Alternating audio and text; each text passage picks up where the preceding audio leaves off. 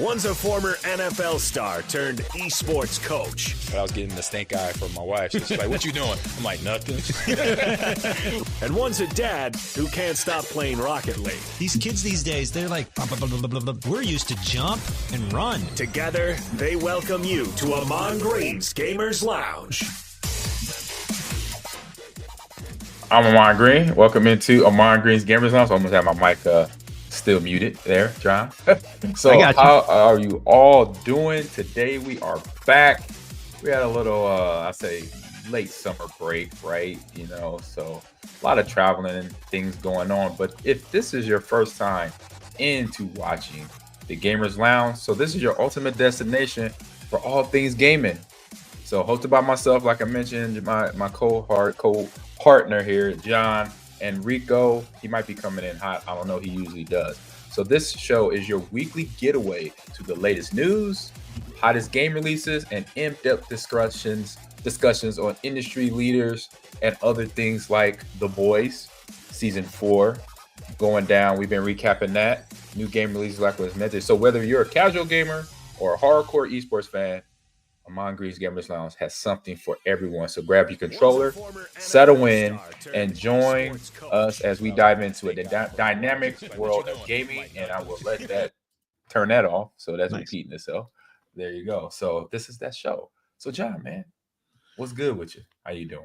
Oh man, hey Ahman, it's summer's dwindling away. Yes, it is. Got to go on a vacation with the family. Yeah, so enjoyed summer that way. That was so much fun. I wish. Where'd you go? Door County, Wisconsin. Nice. Oh, up north where I used to live. Yeah, it's nice. It's nice up there, man. Yeah, this time of year is beautiful. Yeah, and it's sunny and there's water and it's vacation and it's different. What's the perfect amount if you could have it your way? Because obviously, if you got to go on vacation to, for example, where I went, Door County, it's like a destination, or it's like little towns, and it's like the Bay of Green Bay, and it's fun. If you did that like every weekend, Door County would be boring. You know what I mean? Like, so what is the perfect amount of vacations, do you think, if you could have it your way and you could go any time of the year? Like maybe, what's the perfect amount? One every 4 times a year? What is it? I mean, if it's something where you could go all the time, I'll say at least once a year. At least once. You got to do one. At least once a year. And then depends on the distance. If it's close enough, like every 6 months. I'll say that's so twice a year, basically. Spread them apart, plan it out, and be focused into saying, okay, if we do this in June, then the next time, if the weather, if you're in a fair weather state where it's 70 degrees year round, then you say, all right, we're here in June, and we're going to come back here in January or December. But if it's not, like being Northeast Wisconsin, then you don't have that option. So we either do it once a year or we make sure we try to catch it where the weather's fair and we could go and enjoy the town, because that's Door County. It's a 4 seasons destination, and they have the little, the bed and breakfasts up there, and you could fish, little fishing spots, good restaurants, good eats. So, it's so I said, that's how you would plan it out. Because I know that's how I did it with Comic-Con. I was like, and now this last Comic-Con, I was like, you know what? I think I'm at a point where I could do this every other year now. I won't do it every year. No, really? It felt a little different. It wasn't as many people, which is a good thing, because Marie doesn't like that. My wife doesn't like a ton of people. So whenever she comes back with me, then she won't feel claustrophobic and there's a ton of people like over her shoulders, because she's not real tall, so all that stuff. So that part I was okay with, but it just felt like it kind of hit me like I'm getting older. I guess I'm getting older and wiser as I get older. And I was like, oh, you know what? I could do this every other year, and it doesn't have to be every year, because I started off gun ho every year for the rest of my life, and I'm like, you know what? There's other events I have to tend to, and that's because of Evo. Even though this year was the week before Comic-Con, but I said I had to cancel some events that I have coming up this month too, because the last 2 months, man, I've been on the road. I'm getting, the good thing about it, I'm getting a ton of freaker flyer miles, so my mileage is going up. But you talking about needing to be home? I mean, I say I am a whole body, but being that I do what I do with the with the podcast, with some other organizations I'm working with, like Alumni Media. We're trying to make a big push and getting some sponsors and stuff I'm gonna talk about in a minute here. But yeah, I'm like, nah, I'm gonna just chill. I'm gonna just do every other year. So there you go. That's actually a good idea. I was thinking about this. Hey, calm down, Apollo. They downstairs too. They're barking at somebody outside. Let me shut the door. I was thinking about this, and I kind of came to like okay, you do one vacation a year, for sure. If you guys, if you're financially works for you, and then I was thinking like mini vacations every 3 months. And I'm not saying like go all out. We're going for a week, like 2 days. 2 to 3 day vacations. Yeah, and that works. I like mini vacation because then through the course of a year, you've got mini full. You've got like 4 vacations, and the mini ones kind of kept you, smoothed it over until the next one. So exactly, because then especially when you're traveling together as a family or as a couple, that even builds more connection to one another. And then what we're going to get into it, but your quick hit news bite, just that kind of that mental, you have that mental break from the work life. You got to have a balance, that work life, your fun stuff that you like to do between golfing, and I know a little bit of Rocket League, but obviously you love your family time, So same with me. I love my family time. So yeah, and I think we all got to pay attention to that too. Chat, people in the chat, average historian, how you doing? So yeah, got to be mindful of that and make sure you keep yourself balanced. And I felt so for me, that's what I said. I've been feeling the last couple of weeks like out of balance. So I was like, you know what, I need to stay home for a little bit. I got this week, and I think all of next week I'm here. Maybe even farther. Might be almost 3 weeks where I'm home, and before I get on another plane, because I know when I got to know the airport in Houston that like the back of my hand. Yeah, I'm like, okay, I'm traveling way too much. Yeah, exactly. I need to go. Yeah. I need to go sit down somewhere at home. I need to sit down at home. So, but yeah, my weeks. My bad. I know I probably. No, it's just vacation, and then volleyball season for the University of Wisconsin is underway. Yes. They had an exhibition match last night. Who they play? They played Bradley University, and they'll start Ahman on the road at Louisville for the the NCAA opens this next week. So they'll start against number 3 Wisconsin versus number 6 Louisville. Then they take on number 1 Texas at Fiserv Forum in Milwaukee, and then number 7 or 8 Stanford on the next day. So man, top 10 games in the first month of the season. It's gonna be insane. Yeah, that is. I say they obviously have the hardest schedule for volleyball. It's crazy. I haven't. You know what? I didn't even look at Nebraska's volleyball schedule. Yeah, it's been more football talk. UTEP. I know UTEP in Colorado for football, but I'm pretty sure. I know you. I just heard you clicking keyboard buttons there. So what's the? Nebraska's going to be in Louisville as well. It's like a little conference. It's like a little team, like a preseason tournament. Exactly. Gotcha. So Nebraska takes on Kentucky. That's a top 10 matchup. Oh, yeah, that's a top 10 matchup. Yeah. Then it looks like you've got what is this? Oh, then you got Texas A&M Corpus Christi, which I'm gonna assume is not in the top 25. No. And then TCU, which Wisconsin plays the following week. So yeah, TCU. My gosh, are you guys playing the Citadel, Montana State? It's confident builders for some reason. I don't know. I don't know what that schedule was like. I just remember back when we were playing in Lincoln. When I was playing in Lincoln, those games were like college football does our preseason game in the regular season. What they used to do back in a long time ago, where they play I remember playing my freshman year playing Pacific. Like Oklahoma State when they were, they were on the downstroke. What's another school? I think recently, I know in the last 20 years, we played Troy State.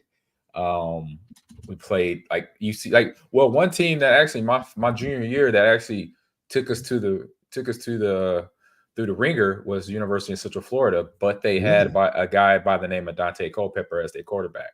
Okay, and so he came in firing and. We were on the ropes for 3 quarters, and in the fourth quarter, our defense finally stood up and kept them out the end zone, and we scored a couple more times, and we was able to come out when we should have clearly beat them. But still, that's when it doesn't matter who you play against, got to be ready to play. So I brought up your 95 schedule, and the reason I did is because I saw a video today on X of like the 95 Huskers and how awesome they were, or something like that. Thank you. Thank you. So Oklahoma State to start, waxed them 64-21. Right. Like we were talking about. Then Michigan State. That was the next one. That was Nick Saban first Michigan State game as a head coach, or not first head coach game, but like playing Nebraska or playing the top 10 team. Yeah, and that was a 40-point win. Yeah, that was 50-10. Then, are you remembering this? Yeah. And then Arizona State? Arizona State was 77-24. 77-28. Yep. 28. Close. Yeah. And then Pacific. Oh, man. I think we put almost 80 on them. No. Oh, 50-something? 49. 49. Okay. Yeah. Dang. 73 on Iowa State, though. 62 in the championship. Yeah, 62-24 against Florida and Arizona in the Fiesta Bowl down there. So myself, man, I've been, like I said, traveling to places. I went to a fun place. I don't know if you haven't been. If anybody in the chat, and John, oh my God, you got to go to this place. It's going to be kind of off the beaten path, but you'll be shocked because it's the headquarters of Walmart in Bentonville, Florida. Okay. And it was awesome. They had this esports event there called ReWired, and this was their third year doing it. And I was one of their panelists where I talked about what I've been doing for my podcast. I kind of mentioned some new things of what I'm doing my foundation and working with a company where with Alumni Media and what we're doing there, building out the esports vertical there. So it was just meeting a ton of great people from. We went to this museum. If you look at my Instagram, I need to pull that up. That'll help. I'm looking at their rewiredfest.com, and you're listed as one of the featured speakers. Yep. I did the little talk about the guy who does, I forget how to pronounce his name. Is it Khaby? Cabby? Camby. I think it's Camby. Cabby. I think it's He was there? Yes, he was there, and he's cool dude, awesome guy. Oh, that's so cool. And here's my video. Here's a video edited by my beautiful daughter Imani, by the way. She nice. Very keen in is it up? I do not see anything on the screen. Oh, here, boom, here we go. There we go. So that's one video. She did the editing. So those are all fans. That was a school teacher at the current high school in the area, and that was after the panel there. So they had Camby. He has over 100 on TikTok alone, over 162 million followers. On, I think, Instagram is 200. It's in the 200 million range. And he came suited. He came in a nice suit, but great guy to talk to. He's a national Italian, but he's obviously originally from, I think, Nigeria, but still funny dude. And he does the cameos, or he does the little videos where it's like the obvious, like he kind of gives you a look like you didn't have to use that hammer. You could just open the door or whatever. And then he shows you he shows you like the simple way that you could have done it. So met him, and it was a sister duel, the DeForias. I know I might be saying their name wrong, but they were there as well and talking about, and they were, I say I was the rookie, right? I only have 20,000, on Instagram and 30,000 on X. They got they have hundreds of millions of followers and fans, but this is what they do, right? This is how they make their living. I'm just doing it. I'm just getting into it because it's part of my job now, I'll say, but this is kind of more their career and how they influence folks, right? Do comedy. That's what Camby does. And then the two sisters, they kind of give sometimes. Oh, the D'Amelios? Is that how yes, I've heard of them. Yes, my daughter knows them. Yeah, they were there. So they're giving information kind of about life, but then what they're doing day to day, do funny little videos, stuff, things of that nature. So that's cool. Yeah, that must have been so much fun to kind of at least interact with them. I'm not sure how much you got to interact with them, but that's so neat. And I couldn't imagine the power you have if you have 200, 100, 300 million. Right. There's a lot of responsibility with that much power, I would think. Like with what's the Spider-Man thing? With greater power comes great responsibility. Yeah. And as content creators, John, from you and what you've been doing for years on radio, like we kind of have that responsibility because one, we want to speak the truth and we want to be true to who we are, right? And then we want to make sure that our audience gets the right word out, right? For whatever we're covering. If it's football, baseball, basketball, video game, whatever we're covering, we want to make sure people know the right thing, like know the right information. And we study our homework, we do our research, we look it up to make sure we pronounce it right or we have the right dates and stuff like that. And so content creators and influencers have to think about that, right? For themselves. Like, what's your stick? You know, I teach this in my class. I say, what are your things that you're going to say about yourself if you're going to be a content creator that the people following you, subscribing to your channel, liking your photos or videos or reels or snaps, what are you really saying? You know, are you saying be responsible, be caring, have empathy, be empathetic, be a hard worker, stuff like that? Or are you saying something else by doing other things, by saying inappropriate, you know, then because if you're saying inappropriate things, you taking somebody and making fun of them, then that's sending a whole nother message. So that's all in that area of what you're kind of going to hit in with your quick news bite today. So yeah, it was, I'm seeing them, meeting them face to face. I mean, it was mom. It's a whole family, really. It's the two sisters and his mom and dad. They were also there. And and so then another cool thing about what, you know, along with them being there for being an influencer or a really successful content creator, they all have items at Walmart on their shelves. So they have, I think Canby has either popcorn or cookies or something. Is he really? Yeah, on the shelves at Walmart. And the DeFlorios too. Did I say their name right? D'Amelio.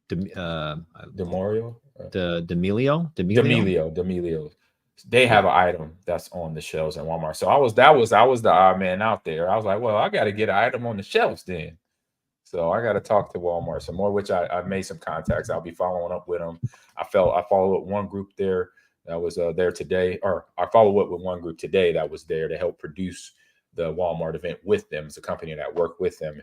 And then I got probably another 8 or 9 people to call back within the next 2 weeks. We need like the Ahman green smoothie or something. That's what we need. Either that or some apparel going on.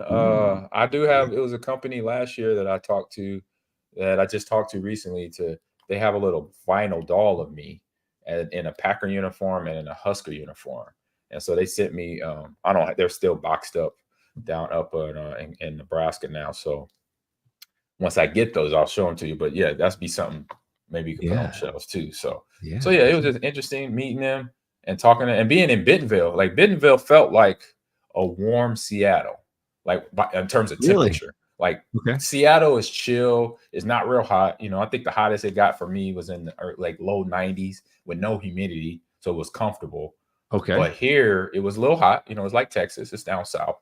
But it had a tech feel. Like you saw these new buildings going up. You saw kind of like a kind of eccentric culture to this little small northwest Arkansas town. You know, it was really cool.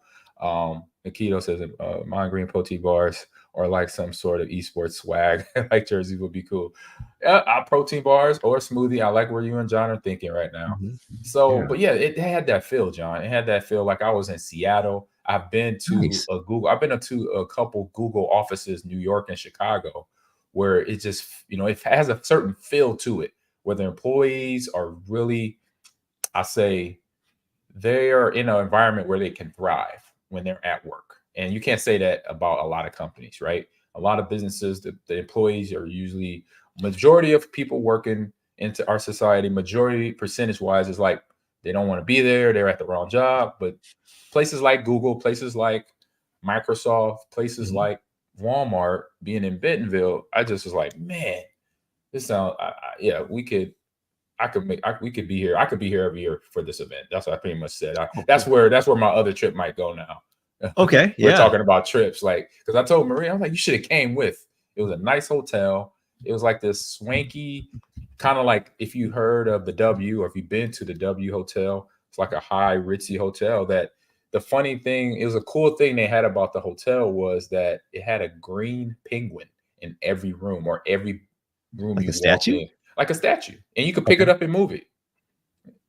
And they said that I can't Just remember the actress name, but it was an actress from Hollywood that stayed there, and she would, every time she saw a penguin, she'll take it and bring it to her room, and she had all the penguins in the building in her room. what? At one point in time, I can't remember who they said it, who did that, but I'm like, maybe a Kardashian done that one, I don't know. But yeah, it was just really cool. The people were awesome for the event, and and they had so after I did my panel, I talked about what I'm doing with Alumni Media, what I'm doing with my foundation, me coaching, what I've been doing for the last 5 years as an esports coach and director. Then the next day, they had a little campus area all laid out for people to go to different booths to sample the items that these content creators had on the shelves at Walmart, and then also video game. Of course, it's a video game thing, right? It's an esports thing. They had video game tournaments. They had Tekken on Friday, and then Saturday they had Tekken and Smash Brothers on Friday tournaments, which I competed in. Got my butt kicked in the first. I got a couple wins, small wins, little baby wins here. And then the next day was Fortnite, and I think Guilty Gear, and then Smash again, and then I think the last day was Sunday. So yeah, it was a cool event. Planning to be back every year. This is something I gotta have on my list. Being a content creator, being an esports coach, and I say in content influencer. This is something big that's going to be on my radar every year. Sounds pretty cool, man. It sounds pretty cool. And I didn't know Bentonville was that neat of a city. I never really heard of it, honestly. Yeah, me neither until this trip. And once I did my homework and knowing that that's just the headquarters of Walmart, so the #1 Fortune 500 company in the world, and I know that because one of them, the guys I was hanging out with said, "Oh yeah, we're #1." I'm like, "What you mean?" I was like, I said something about Fortune 500 company. He said, "Oh yeah, we're #1." I'm like, "What? You're #1 in what?" He's like, "Fortune 500." I'm like, "Oh, Walmart's the #1 Fortune 500 company in the world." Yes. Wow. There you go. So they know how to market, they know how to promote, they know how to partner, sponsor, all type of fun stuff. Got it. So. Got it. Can you guess the top? It has to make me subscribe to see the list. Of course. I got another one. Okay, I got it. Can you name? You can name at least 2 other of the top 5. I would say it's got to be an airline or a car company or a shoe company. Am I close? No. Okay, I'm off. I was gonna say Nike. Well, I'll say drink, beverage, Pepsi or Coca-Cola. Good guess, but think more the Walmart area, not Target, because there's not like a physical store of this #2 on the list. It's not a physical store, but it's like Walmart. That you can go online. Amazon. Amazon, yeah. Yeah, Amazon. Amazon too. I was trying to think I was starting to overthink it. Then I was like, wait a minute. Amazon. Everybody's on Amazon. There's Amazon buildings all over the country right now. Headquarters everywhere. We have a headquarters probably not even 5 miles from our house. Down Exxon here. Mobil 3, Apple 4, and United Health Group 5. Yep. Hey, chat, man. What item should I have on the shelf at Walmart? It's try to figure this out by the end of the show. So then when I have another conversation with them in a couple weeks, and so maybe I could pitch it to them. So if it's a food, beverage, clothes, vinyl dolls like Funko Pops or something, they partner with Funko because they sell Funkos at Walmart. I think they got relationships with most video game companies and or companies that are around the video game esports space. You have Microsoft, you have Sony, you have Activision, Epic. I know what you need. Right. I know what you need. I know what you need. What's up, John? Okay. So these are going to be really cheap to produce. What's that? It's got the esports vibe. These snack things that you put on your fingers. Yeah, I've seen those. Actually, so then you slide them on. You can play video games and you can snack. And at the same time, yes, I've seen it. I love it. Boom. There it is. There it is. Something with the Mon green something. I don't know. There we go. All right. That's easy to match. You charge, oh man, we could sell 1 million of those. Exactly. All right, let's get on to the rest of the show here. Let me get ready for quick news bites. And so, chat, remember that what I asked you now.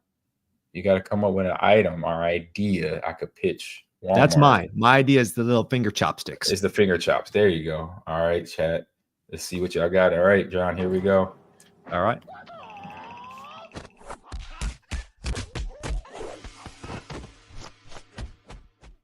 All right, we're going into quick hidden news bites, sir, and you are up first.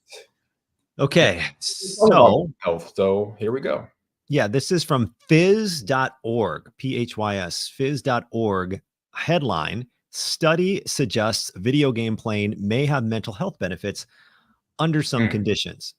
All right, so basically, here's what you need to know. A team of specialists in mental health, human behavior, and economics in Japan conducted a study suggesting that playing video games may have mental health benefits. So it was conducted during COVID-19 in Japan. A lottery was used to distribute video game consoles to some participants. It involved almost 100,000 participants who completed a questionnaire about their mental health and the amount of time they spent playing video games during the COVID lockdowns.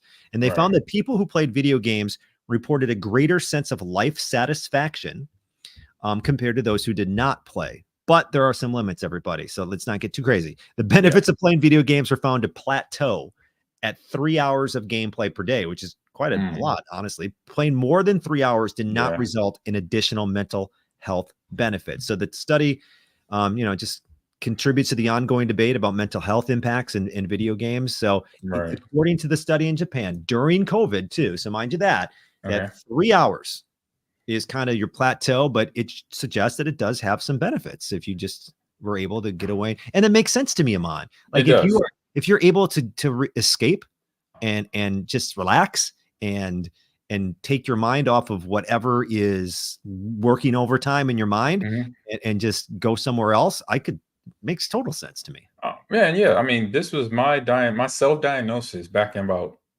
2001 when I became the full-time starter for the Green Bay Packers, and we had a tough loss on the weekend, and I was like, you know what? I just want to play some GTA, get away. We just had a big loss. I think we lost to the Falcons because of Michael Vick, a guy by the name of Michael Vick or something like that, and I'm like, I can't believe we lost that game, man. You know what? I'm gonna play some Hitman or some GTA, and it did that, and that was my go-to thing after big losses. Like any loss was a big loss in my world. That's how I looked at it. So yes, I agree with this. This article it sounds like that if people and then you say to a limit, right? So playing. That's where I know over either in Singapore, in Korea, somewhere over there, where their government stepped in and say, hey, gamers, you have 12. I think they found out that gamers were playing like 18 hours and it's 24 hours in a day. It's like, wait a minute, like, what are you doing? So they put a government govern on them saying, I think their limit was 12 hours or 10 hours in a day. So you don't want to get on that level, right? So just be mindful of that. My mom and dad, real simple. Don't have to go behind all the analytics or scientific. My mom said 2 to 3 hours and you got to go outside and touch grass. Go play. Go get in the neighborhood, ride your bike, stub your knee, get in trouble, do something. But you got to go outside with your friends. Get some sunlight, get some vitamin D. So that's where I kind of coach I tell my players that all the time. Where if you play, we practice for this amount of time. Or if you play, you binge or stream for a 3 hour, 4 hour stream. Yes, go watch a movie, do something different to kind of recalibrate yourself. And I love the idea of getting outside too. Yeah. Like that is so key. And in fact, to take it back to my vacation, every night we would go watch the sunset over the Bay of Green Bay. Right. So I don't want to say over Green Bay because it sounds like we're watching it set over Lambeau Field or something. And I'll tell you what, Ahman, when we came back and I got in my own bed, I had one of the best night's sleeps I've had in a long time. And I think it's because I was outside and I was getting that nighttime sun as well. And my body was like, hey, we're in the zone now. You hear that? Now it's time to go to bed. You see that, you feel that? Now it's time to go to bed. So yes, getting outside, limiting the screen time for sure. I think is key. It's key. And like Akito said, yeah, that's what I was doing. I was taking it out on local residents in GTA. I was robbing banks, doing the task at hand in GTA 3 and 4. That was around that time, I believe, in 2001, 2002. But you do that stuff, like you mentioned, John, and you don't realize your body actually needed that. and that little break, or you needed to do that to get away from something else. And I think that's the normal way of mental health, that is like you're doing something so much, you do have to sometimes take a couple steps back and then recalibrate. Another instance is when Mike McCarthy came in and became our head coach in Green Bay. In the preseason, like we're not even preseason. We were in, I think it was April, like when he got hired. And we had our first team meeting because we were having our first mini camp meeting and practice the next day. And he said to us on day one, "Hey guys, your bye week, you have the whole week off." He's telling us, it was like April 25th or something. I'm like, oh. And that had never happened. Really? Stress of, unfortunately, one of my favorite coaches, Mike Sherman, who was our head coach, he would wait till we found if we won or lost the game and then tell us. And then we were buying, $1,000 tickets because it was last minute, and it was like, even though, yes, we couldn't afford it, but still, it's like we could save a penny here and there, We could if you tell us 2 weeks from now, we could get a cheaper ticket for myself and our family to travel. Well, even trying to get a hotel room too, I bet you it was 100%. Like, not even the cost, just the availability of it. Exactly. So again, mental health stuff, right? And so that was like a big relief off my mind. Like I don't have to worry. I could buy my ticket now. I know what time I could leave and then what time I could come back, And when you don't have that release, you don't have that your sanctuary, Another thing that I do is my horror movie thing. I love watching. That's why I love watching, because when I get it, I get a satisfaction from them. And I'm like, oh yeah, that was a good slasher flick right there. Like I just saw Alien Romulus. Go see it in theaters, people. Ooh. If you have an opportunity, go check out Alien Romulus. It's a good another addition to the Alien saga. What's going on? It fits in there. I haven't really pieced it together where it fits in all the Alien movies in terms of the chronological timeline, but I know it's somewhere between Alien, the original that came out in like 1979, Aliens that came out in like 1988, and then Alien 2, 3, and kind of the other one, not Alien versus Predator. It's part of that, but it's not really in that. So chat, you want to check that out if you can too. Alien Romulus was pretty good. But yeah, you do these things and don't realize we need these for our bodies to still function day by day, right? Yeah.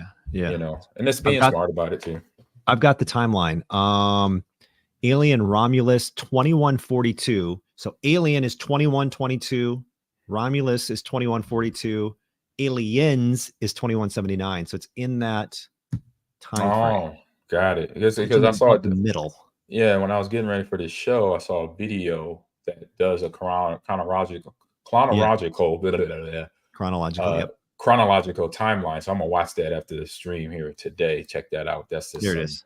There. What's up, Debbie Shot? How you doing? Debbie Shot, John. She's in the chat. What's up? Or Shot Dash Out DV. Sorry, I said that backwards. She was on a stream with me about a week ago with Ann Online. I did with him, and we're playing this game called All Chained Together. And it is hilarious. It's a game. So basically you just climb, but you climb with 4 other people. Okay. And as you're climbing, you are basically got to stick together. If you fall, you all fall together, and you start from the bottom and you got to go all the way back up. And we got some good stuff on. Actually, I got the video. I got the video here on my Instagram. No. Okay, I'll stop. I was just sharing, by the way, the timeline of the Alien franchise. If anybody. Oh yeah. Oh yeah. Let me go back to that. Oh yeah. Okay. Oh yeah. 2019 or 2092. Prometheus is in there. Yeah. Prometheus is it's up in 2093. Yep. Okay. Yep. That's so yeah. I'm gonna go look for that too. But let me show you this real quick. Yeah, with me and Devi, and Lily, Tiger Lily is her name actually. So here we go. Let me get the audio on.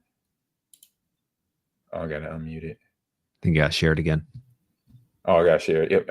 I stole the share. Who triggered it? It's out. Oh my God. Who triggered it? I want to blame you right now. I don't know. Hey, I could take I might take the blame for that one. I don't know. Oh my God. We got to count. Okay. See, look. Well, don't make me be the middle. It's got to be either Deadshot or Lily starting. Oh, we jump at the same time. Ready? 1, 2, 3. Oh Oh! Who triggered it? Awesome. Great style. Who triggered it? I want to blame you right now. I don't know. Hey, I could take I might take the blame for that one. So- Hey, oh my That's god, hilarious. Okay. that Don't was make me be the straight middle. up It's gotta fun. be either Deadshot or Lily starting. Oh, we jump at the same time. Ready? 1, 2, Oh man, 3. hey, Oh, that was straight fun. who triggered Straight, it? unadulterated comedy. Okay, playing that game. Like we need to get me, Who you, triggered Rico, it? and I we want need to blame find you one right more person now. I don't to do. know. What do we Hey, need? 4. I We could do take 3 I might and try to take climb the up blame for that one. this I don't little Oh my god. thing there. I think Stormbreaker triggered that one. I triggered it a few times too, where so you would get kicked off and you got to climb all the way back up. And then but we figured out a little hack for rookies. That's For rookies. that's a funny clip, man. Yeah, for That's really rookies, you could start over where you left off at. So we didn't have to climb back up. So we figured that part out halfway through this stream. This was a 4-hour stream, 5-hour stream, something like that. So chat, if you haven't played Chain Together, please check it out. It's on Steam.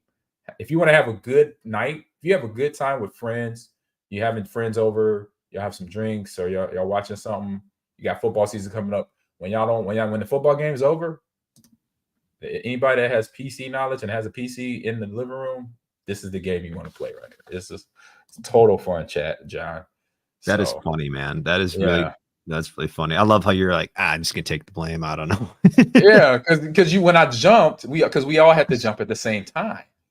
Yeah. And this is my story coming up here. And it just looked like it might have been me because it didn't take much but a finger or a foot, and then boom, shit. you were getting kicked off. Or you had to walk on these skeleton bones like a bridge. And it was just man. a single bone, like it was just a single femur, like a leg bone, connected to another leg bone, connected to the skull, connected to the sternum. So you were walking on skeleton bones 35,000 feet in the air. It was crazy. That's cool. Yeah. So where we at now, man? We got Gamescom going on right now, y'all. Oh, I almost forgot. What's up? I meant to mention this in the check-in, but I almost forgot. GameInformer Magazine, that is also produced by GameStop, is no more. They shut the doors. I saw that. They stopped printing GameInformer Magazine. This is a little sad day. Thank God I was collecting all the covers, all the magazines every time I got them. So I have a nice little stash somewhere boxed up here and all our stuff boxed up. So yeah, GameInformer Magazine. If you go to the website, I went there. Hold on, I saw it on Instagram. It's a couple of weeks ago. I saw it on their Instagram. I'm like, wait, where's what? Why? I was like, because that's I was remember. Okay, our game releases of the week. That's where I was getting all the titles. And then remember, I sent y'all this PlayStation one yesterday.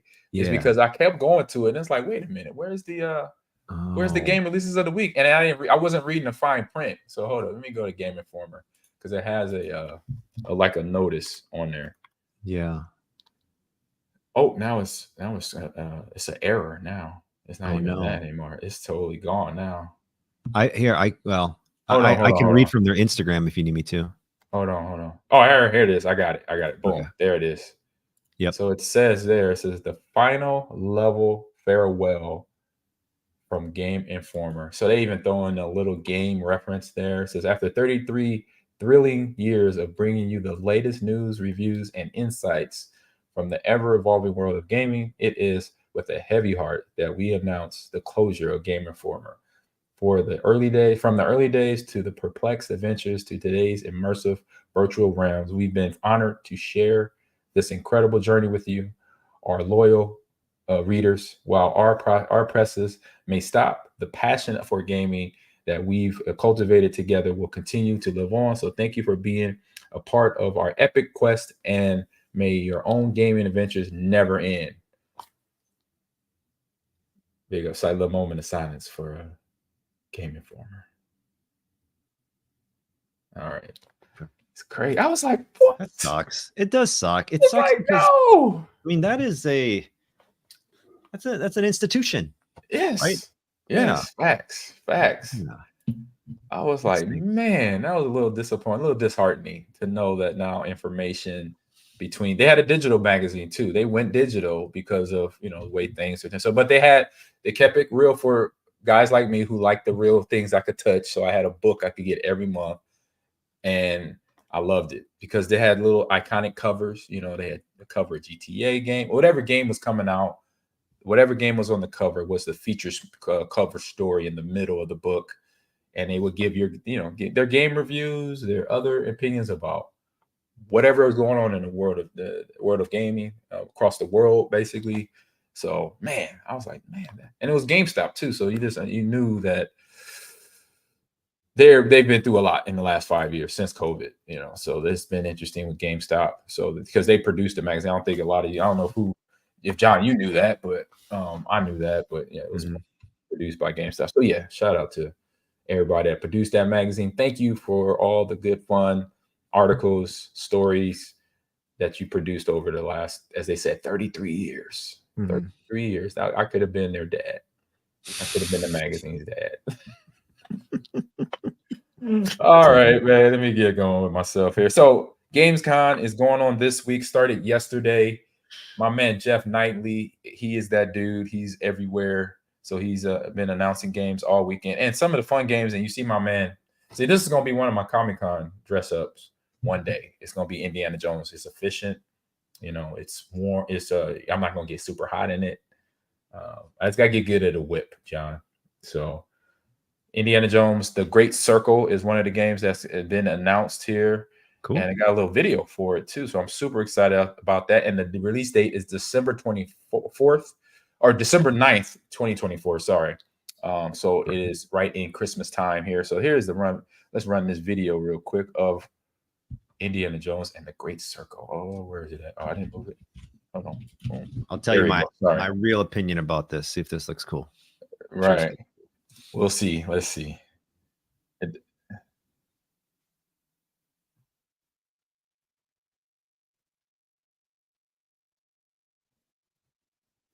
Does it have audio? Oh, I can't hear it. So you can you hear it? I can't hear it. Oh, let me turn it up. Oh, wait a minute. I know what's going on. Oh, here, I got it. Indiana Jones in the theater for the first time. You got it? Was a defining moment for me. There we go. I never would have guessed that all these years later, I would be the one wearing the hat. But here I am. It's been a dream come true. So this is the designer of the game talking. He's narrating right now. Live for yourself. One of the creators of the game. So he did the motion capture first-person game like this of the game. We all get to feel what it's like to become indie. You are the one who cracks the whip, who feels the weight of every punch and the thrill of finding every clue. Indy is such a unique character. A professor, an archaeologist, a brawler, an explorer, the quintessential all-around adventure. And this game has everything you'd expect from an Indiana Jones adventure. Mysterious artifacts. All the fun stuff of a movie that you just gotta see and do and watch. It's a world of constant danger where you've gotta think on your feet to stay alive. And he always, it's always one person that doesn't make it through the booby traps because they weren't paying attention. Stunning open areas to explore freely, full of secrets for you to discover. And you'll get more than just the classic whip and revolver. Like I said, I gotta get my whip right. And his my whip game will immerse you in the mystery, 27 or extra 26. info on all of your finds, so you can appreciate all of the little historical details he obsesses over. And those details are your key to solving the ancient puzzles that hold the secrets you're after. Yeah, I got some characteristics like Indy too. Gotta do it the right way, man. This is an incredible new way to experience Indiana Jones, and I can't wait for you to play it. Hold on to your hat. Yeah, that looks cool, man. Pretty cool, man. Pretty cool. Yeah, that just bring back memories of watching all the Indy and the Jones movies from Temple of Doom. That had to be my favorite. Later, Raiders of the Lost Ark was the original, but then Temple of Doom was number 2, and then the one with his dad, with Sean Connery played his dad. What was that one? The Last Crusade. And then just recently, in the last 15 years, they've had the one with Shia LaBeouf. That was the something with crystal that didn't. Fans were. I wasn't a big fan. I say I liked it because it was a part of the storyline, but and that's the creator right there. They just flashed him on the screen there doing the motion motion capture. But the one with Shia LaBeouf, the Dark Crystal or something like that. That wasn't my favorite one only because everything was CGI. When usually before that movie, everything was done old school. They would fly to India, they would fly to Africa, they would fly to Germany, England, France, whatever, then shoot the movie, and you would see on-site things. So you knew it was in the fine print that that movie was shot CGI in Hollywood. I was like, come on, man. And the most recent one that's what they all are. Well, yeah, sometimes, but sometimes just doing on spot does it right. But obviously, it's a lot of money, you know. Wait, you saying Shia LaBeouf was in this? In one of them, he was in the one where he might have been his dad. Indy was his dad. Yeah, that does sound familiar, doesn't it? Yeah, Shia LaBeouf was in the one that came out like 2007, 2008. That's when that one came out. Something with the crystal, the last crystal, something with crystal in the title. Indiana Jones and something crystal, the Crystal Temple. I don't know. But Crystal, to play the Kingdom of the Crystal Skull. Boom. See, I knew Crystal was in there. See, yeah, I think I did. Yeah. So this is a game, unfortunately, I won't be sucked into. I mean, I say one thing for sure about our age group right now, John. There's a lot of movies and TV shows, series, video games that are coming out that was like around our time as kids. So they're cashing in on us right now, man. Oh yeah. I'm like, oh, I can't not walk away from this one. So it's a birthday. It's gonna be a Christmas gift. Obviously, I'm gonna put this on my Christmas list. What it was the one with Shia LaBeouf, the Crystal Skull? Was that the one where Indy goes like in a refrigerator during like a nuclear bomb or something? I think you know what I'm talking about? Yeah, I think so. Yeah, that was unfortunate. Yeah. He said, unfortunate. It was graphics wasn't good, and you get a little starter set and everything. You got a little globe, so I might be getting all the collector's edition stuff to this thing too. So. It was just so unrealistic. Like he was in obvious. Listen, I understand Indiana Jones. We're starting off on I don't know, but still, I was like, oh, really? You survived that in a refrigerator? Oh, really? Yes, I remember. And I don't remember. That was either that one or it was. Yeah, it might have been that one because it wasn't the Great Crusade or the Last Crusade, and it wasn't Temple of Doom, and it wasn't Raiders of the Lost Ark. Yeah, it had to be that one with Shia LaBeouf because the recent one, the one that just came out this year, they time travel. I don't know if you saw that one. Spoiler alert. Time travel? Spoiler alert on the last recent Indiana Jones film that came out last year, I believe. Yeah, this spoiler alert, they time travel. So just let you know. All right. What happened to just like old archaic relics? I just crushed your whole day with that one, John. I saw your face when I first said it. I saw your face. I mean, what is this? Back to the Future? Hey, yeah. And so now we got Borderlands 3 too. Got announced at Gamescom. So Borderlands 3 got revealed, coming out probably the same amount of time, around the same time probably as Indiana Jones in December. But Gearbox is the creator with Borderlands in theaters now, so it's a great lineup of having the video game being announced and then the movie in theaters right now of Borderlands 1 that has a star-studded cast of actors. So here's a little video we can run to of the game. Is it? We have volume? No, we don't have volume. That's all right. I just see Indy. Oh, I didn't switch it. My bad. There we go. Boom. Now you got it. Okay. What? No. What are we doing? Refresh that. Hit that little refresh. Refresh. Stand there. There we go. There's no audio though. So we have. He's a robot. It's a little picture of a robot's arm grabbing one of the characters. I don't know all the characters of Borderlands, but I know that dude that wears that mask. He's one of the. It's either like he's a big integral character for the chat. Who is that guy's mask that is getting pulled from the fire? I'm pretty sure for all the Borderlands games that are out, there are 4 of them. I played 3. Or I just played one of the 3. I played Borderlands 3. So just to apply that stuff. So that was a little Easter egg dropped at Gamescom in terms of if you played the series of Borderlands or saga, because it's 4, then you know what this scene is all about there for yourself there. And then another big game here. Let me switch screens here. We got Marvel Rivals, which is like a shooter. It's time for an exclusive There's update audio. on Marvel Rivals, the upcoming hero shooter from NetEase Games and Marvel Games. Tonight at O&L, we're revealing 2 new heroes who are joining the game with a first look at their gameplay.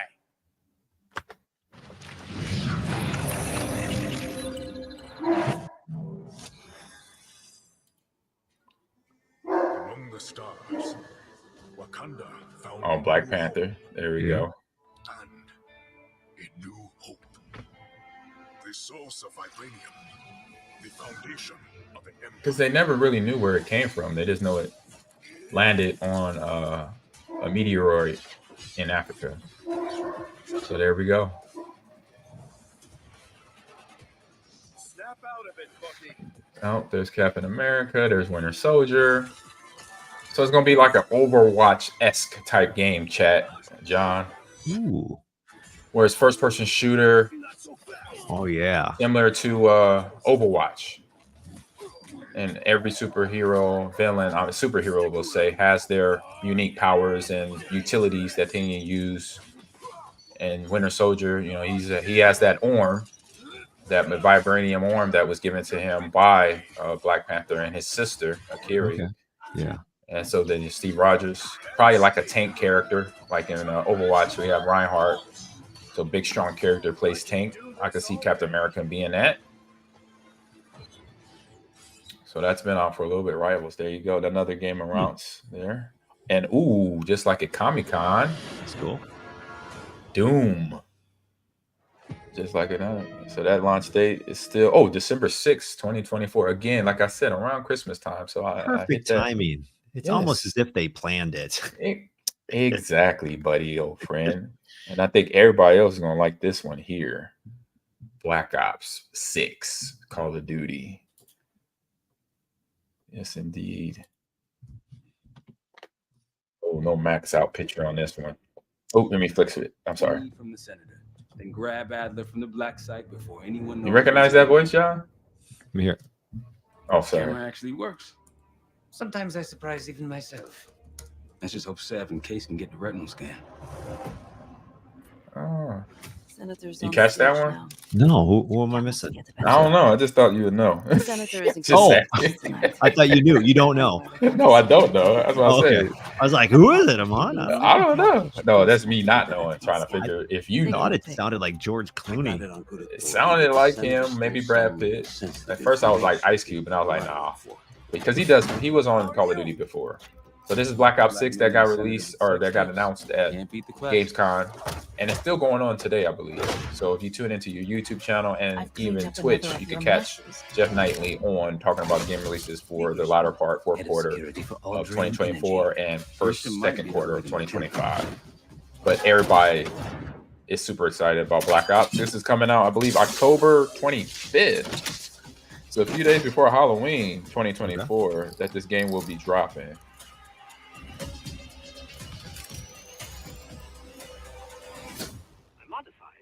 Image to highlight the capillaries in the senator's retina. It should have just enough resolution. Is that a bomb in the camera? I think it is. Oh no, a retina scan. Oh. Wow. Wait, what? They're getting gangster. He like retina scanned the little machine there with the camera. Please help. See, that's teaching kids things they don't need to know right now. Well, does it work? Right. Started shooting. Oh yeah. So yeah, we got that going on now. And see the date here. I believe I saw it was October something. Do this loud or quiet. I'm gonna stop there. That's a 6-minute video. But as we see, Black Ops 6 coming out. I know a lot of Call of Duty players are in the chat here, so super excited about that. Let me see, and they have, looks like they said they have, including 12 core. It says players can expect 16 new maps at launch, including 12 core 6v6 maps and 4 strike maps that can be played 2v2 or 6v6. Theater mode and classic prestige are also making a comeback. So once the game releases in October, you'll all have a ton of content and options to go, options from the get-go. And I'm gonna get that date for everybody again, the exact date. I know it's October. That's a Black Ops beta coming. So where is it? I saw it on here earlier. It was here. It's hiding from me, John. Oh well. I think it's like the latter part of October. So let's say like 20 in the 20s somewhere, 25th, 26th, somewhere in there. So another big announcement at Gamescom. Jeff Knightley, he is, like I said, he is that dude that probably puts a lot of smiles on gamers' faces. There it is, October 25th, Friday, October 25th, right there. Boom. That's when Black Ops 6 comes out, hits the shelves in all the video game places or downloadable places. Because I know I'm gonna get a cut. I like to have my disc, John. Remember? Yeah, I'm that dude. You love that physical media. Yeah, I gotta have it. Gotta have it. Drives me nuts. If I don't have it, it's again like we were talking about mental health things that we love to do. Yeah. Boom, another one. All right, what do we got next here? Oh, we have this or that. This. Oh, what? Or that. All right, John. We got a simple one. We've been gone a couple weeks. I went with really super easy because it's fall. We already talked about volleyball, so we're talking about fall edition sports here. Okay. On this or that. Okay. All right, so John. let's go to this or that. Do you have the first one up? I don't. And real quick, anybody that's in the chat, if you're not in our Discord, please join in, and you can help out with this or that ideas or comments or updates or announcements that I make within the Discord. So I'll put that in here before John gets going. Yeah. Oh, I see it now. I found it. Yep. Okay. And here is number one. This or that. Oh, you got it, John. Sorry, my bad. Yep. Nope. This is straight from the mind of Ahman Green. So if any of these are kind of whatever, it's Ahman's fault. It's an easy one. Easy. Football or soccer.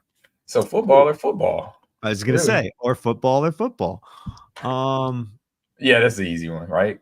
Yeah. Where we at? Yeah. But if somebody is from another country in the chat, then speak up forever. Don't be quiet. Speak up. Say, hey, you want your soccer? You want your football?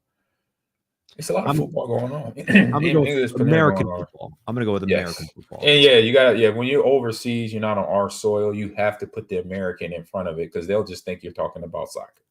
Exactly. I've seen the look on people's faces when I'm just talking about football. I'm saying football, blah, blah, blah, blah, blah, blah. They be like, huh? You know football like that? I'm like, oh, Americano football, American football.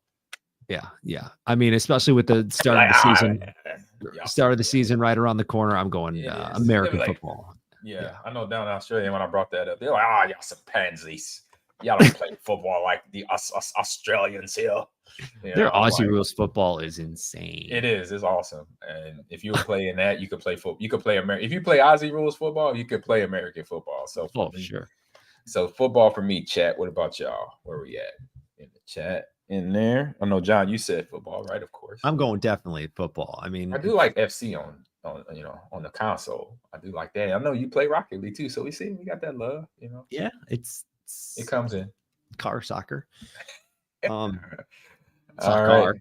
Soccer. All right, next one on the list. You ready? Yeah. Next one is cross country or track and field. So the biggest difference is cross country is just you're always running. Yeah. Long distances. Track and field is a bunch of variety. Yeah, it's just like, Olympics just ended. Yeah, the Olympics just ended. We had the track and field events. We did okay. Track and field all day. Track and field all day. Yeah, I was a sprinter guy, so I didn't go past other than practice. I would do a mile in practice, but not for competition's sake. I think the furthest I went, I have ran a 400, didn't go well. Just so you know. Really? I wasn't ready for it. I had not trained for it at all. And I had a good reason too. So it was serious. I won't go into that. I want to keep it light here. So okay. But I'll bring it up. I'll talk about it another time. But yeah, track and field, but I've had a lot of people that I know to do cross country running, and it gets like Indiana Jones out there. You're running over stuff, trees, puddles of water, mud, and it's a fall sport. So I had a few players on my esports team at Lakeland. Shout out to Lakeland University esports. A couple players, one of my players for sure. I got his face, but I can't think of his name right now. But he was a cross-stretching runner. He was my really good Overwatch tank player. Or no, sniper. Black Widow. He was a beast with Black Widow. Colin. There it is, Colin. There it is. So next one on the list here. By the way, you mentioned Indiana Jones. Did somebody mention Indiana Jones? Yes. When he jumps into a lead-lined refrigerator. Some 1950. Oh, nuclear bomb goes off. Yeah, probably gonna survive that in a refrigerator, even though it. Yep, everybody gets demolished except for him because he was smart. You know, dust. MacGyver. He went MacGyver and got in the 1920 something refrigerator and made it out alive. Yeah, and he's flying through the air in a refrigerator. Which, by the way, the refrigerator doesn't get. Yeah, bouncing around in there. No seatbelt. Sure, he's fine. Yeah. Yeah. Because you get your head hit on the roof and with no seatbelt, John. That's he's good. And he's good. He comes out of it. He's good. This might be the last movie. That might have been a scene from the last one that was in theaters last year. It's so ridiculous. Yeah, that one. Buy it, huh? You don't buy that one? I don't buy that one at all. I don't buy that one bit. What are you doing with this next one, Ahman? This one is like, I mean, volleyball or basketball? They're technically fall sports, right? It says fall sports. Technically, basketball season starts like early November. That's fall. Yeah. So it also goes through winter and like spring. Right. and you don't really realize that basketball, baseball, and football and volleyball are all basically going on at the same time. At some point of the year. Well, volleyball. I just called a volleyball match last night, so I got to go with volleyball, even though I love basketball. So, yeah, it's a tough one for you. I'll go with volleyball just because it starts before basketball. It starts before basketball. Okay. Hey, I gotta say, I'm a part of the volleyball kick too. Okay. Because I hadn't watched it since college. What's up, Tactical Farmer? How you doing? The Mass Moon Wolf, what's good with you? But yeah, being back on campus in the last couple of years, I caught a couple games, and yeah, it was fun. It was fun. So I forgot how fun it was. So I am a basketball guy, but I'm gonna go volleyball here. It was good to see that. And then I went to the most people we had to watch a volleyball game live, 992,003 or whatever that number was. When the season started a year ago, when our volleyball ladies played a game against UNO in Lincoln in Memorial Stadium, which was an amazing feat for all of women's sports, not just volleyball, but all women's sports, not college, and it was college and pro all together. So they're putting the women on a pedestal with that game. So I was able to watch that, and that was amazing. Amazing. Definitely get a good volleyball. Although when basketball season comes around, I might change my answer. You won't be judged. You won't be judged. So we're in a judge-free place here. All right, next one on the list, John. Tennis or badminton? Oh, let's go badminton, baby. Hey, man, the badminton looks gangster. I watched it on the Olympics, man. They be going hard in the paint. Yeah. And when the ball, not the ball, the badminton, the shuttlecock. Is that what they call it, shuttlecock? I think it's a shuttlecock. A shuttlecock. Well, that shuttlecock, when it gets hit, it's like over 100 miles per hour. Something crazy. I saw some stat. Yeah, it was some stat when I was watching the gold medal round for the Olympics. It was like some crazy stat. It was like it hits 100 miles per hour within that little 5 feet or 6 feet of space between the net and the person hitting the shuttlecock and the other person hitting it back. Wow. It was something crazy like that. I was like, 100 miles per hour. Look at that. Means if it hits them, it possibly could potentially, well, I would say it wouldn't go through them, but because it doesn't have like a tip on it. Yeah, it's not going to stab but you. It's going to sting a little bit. It got to hurt a little bit, right? If you get caught, because I'm pretty sure a lot of players get hit by a badminton shuttlecock or whatever it's called. Probably leaves a bruise. There's a little bruise. If it's going on 100 miles per hour, it's got to leave a mark. Something's going to leave a mark. Yeah, it's going to leave a mark. Yeah. But same movement as tennis, right? And so but the ball, I know tennis ball trap. I've seen the serves. I know Venus gets over 100 miles per hour on her serves. Easy. Andy Roddick, Omaha born. Shout out to Andy Roddick. He's Westside High School, Omaha, Nebraska kid, and he brought the heat when he served. his tennis balls. I mean, he was a pro at it. What you got? I have Wikipedia's fastest tennis serves ever recorded. Yeah. And what they have is the record from 2012 by Sam Groth from, looks like Australia, if I can read flags. Sam Groth. 163.7 miles per hour. Oh my God. How do you even, your brain can't, like, fire. By the time it's here, your brain's like, the ball just got hit, and you're like, he is bringing that fire. I would not want to play against him. That ball is humming. Did you say Andy Roddick? Yeah, I think Andy Roddick, he had well over. He might be like right behind him. If not, he got the fastest. Pretty much number 7 all time, 155. Yeah, I was gonna say Andy used to bring it. He used to knock the wrapping off the ball. Just imagine, because you can get a listen. I guess I've never been inside a batter's box when Randy Johnson or someone's pitching, but you've seen videos from that player perspective of like 100-mile-per-hour fastball, and it's just like, now imagine 155. Like, how would you even react to it, man? Right. Pooch in the house. Say Pooch gang. Oh, that's what I got rated from. We got rated from John. Pooch came in here with his cronies. What's going on? All the Pooch gang is in the house. My man Pooch says it's all about the pickleball now, which it is, man. Oh my God, pickleball. I should have had pickleball on this list, but I don't know what season it is. That's why I didn't put it in here. I didn't know it was a summer thing because I've been seeing it all summer long. So that's where we go. All right, next one. This will be another debate. Man. That's for you. Yeah, that's that probably for other people, maybe not for you. Next, golf all day. Golf, all day. I've seen disc golf. I mean, obviously we know it's frisbee golf pretty much, or disc golf, either way. But it's hard. That's not a debate. It's going to be golf all day. Yeah, I mean, I'll tell you what, the disc golfers are a very passionate crew, though. Yes, they are. I agree. Yeah. Just like the pickleballers are. They're passionate. You could go pro well into your 50s. So I got a chance, John. I'm 47. We're both in our upper 40s, so we got a shot. Mm-hmm. We could team up and do this. And then what's up, Bear Fan? He says, I got a disc golf when you get here. Oh, we could do that when I go out to visit the Bear Fan. He's in NoCal, Northern California. We got barbecue and disc golf, so it doesn't get any better than that. That sounds really good time. Yeah. All right, finishing up here. We got a couple left here. Next one, John here. Boom. Barbecue and disc golf. Marching band or pep band? What's what's the difference? Well, the pep band is just sitting. The pep band is more like the cheerleaders, right? And they're just another section of the cheerleaders that just do they just pep the crowd up at certain parts of the game. I think they just do one performance and then boom, that's it. They don't cheer the whole game. I think that's it. Mark, correct me if I'm wrong. Trust me. I did not do this when I was in high school, but I know we had a pep squad, we had a cheerleading squad, and we had marching band. I would have been in the band because I would have been on drums because the drums get hype. I seen the movie Drum. Was it Drumline? Drumline. Yes, sir. Yeah. With Nick Cannon. Yes, sir.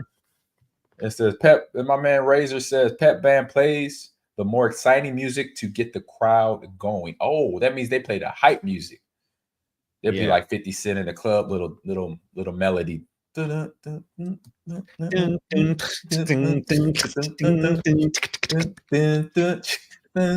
Oh, okay. Right. You know what? I might have to change that. I might have to be part of the pep band because that's like Flavor Flav of the bands. So what's in the marching band has the same instruments, don't they? Yeah, but they just do halftime show. They just do halftime show. And they do their competitions that they have in the state. In every state, they do marching band competition. Have you seen Ohio State's marching band? They do all I've seen Wisconsin's, Ohio State's, Wisconsin's, the Green Bay Packers. They have one. Oh no, they steal the Badgers. I'm sorry. The Packers steal the Badgers marching band when we have games in Lambeau Field sometimes. But like they can do some cool stuff with that marching band, Ahman. Like I know. like form like figures or whatever, right? They do. Yeah, they do the figures. Yeah, I've seen that. That's dope. So like they'll do Ohio State. Yeah, some of the bands get with it. I know that HBCUs back down where I'm at now, they get it. Like they'll take any song that's on anybody's iPad and get lit. Oh, that's Michael Jackson, right? Yeah. Doing the lean from Smooth Criminal. Yeah. That's dope. I like that one. They get a little crazy with their. I like it. That they got Michael. I remember seeing that one. They did the lean with MJ and the hat and the hat. And then they'd moonwalk. And they moonwalked my man.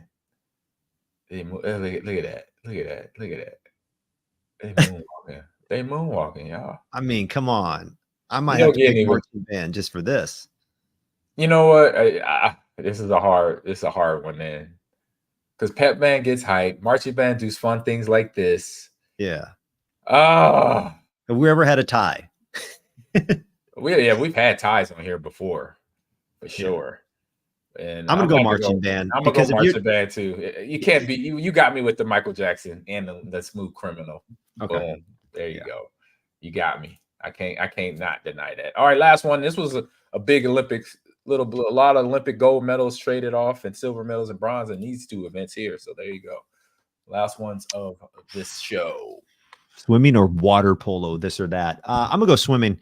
Man, I had a lot of fun watching those swimming events at the Olympics, man. That's competitive. And they had that Frenchman who was so dominating too, Marchand, I believe his name was. Yeah, he was his guy, his idol is Michael Phelps. So I believe it 100%. To have him as an idol is like having Michael Jordan or Ken Griffey Jr. Some instances now I could say a counterpart of mine, a co-worker, Peyton Manning, Brett Favre, even myself, but I won't do that. I won't humble brag. Get caught up doing that. Then there's this video that was going around. Water polo is gangster, by the way. So yeah. Sorry. What you got?